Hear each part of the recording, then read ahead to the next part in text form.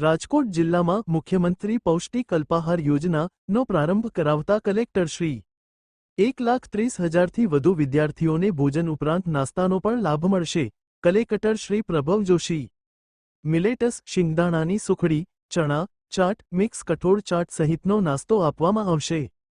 સમગ્ર ભારતમાં સૌપ્રથમ ગુજરાતમાં સરકારી અને ગ્રાન્ટેડ શાળામાં ભણતા વિદ્યાર્થીઓને મધ્યાહન ભોજન ઉપરાંત પૌષ્ટિક નાસ્તો પણ મળી રહે તે અર્થે મુખ્યમંત્રી શ્રી ભૂપેન્દ્રભાઈ પટેલના માર્ગદર્શનમાં આજથી મુખ્યમંત્રી પૌષ્ટિક અલ્પાહાર યોજનાનો શુભારંભ કરવામાં આવ્યો છે.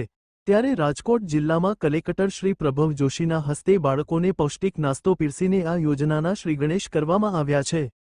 માધાપર પ્રાથમિક શાળા ખાતે ઉપસ્થિત રહી કલેક્ટર શ્રી પ્રભવ જોશીએ જણાવ્યું હતું કે આ યોજના અન્વયે રાજકોટ જિલ્લામાં 875 કેન્દ્રો ખાતે નાસ્તો તૈયાર કરી બાળકોને પીરસવામાં આવશે, જેનો આશરે 1,30,000 બાળકોને લાભ મળશે.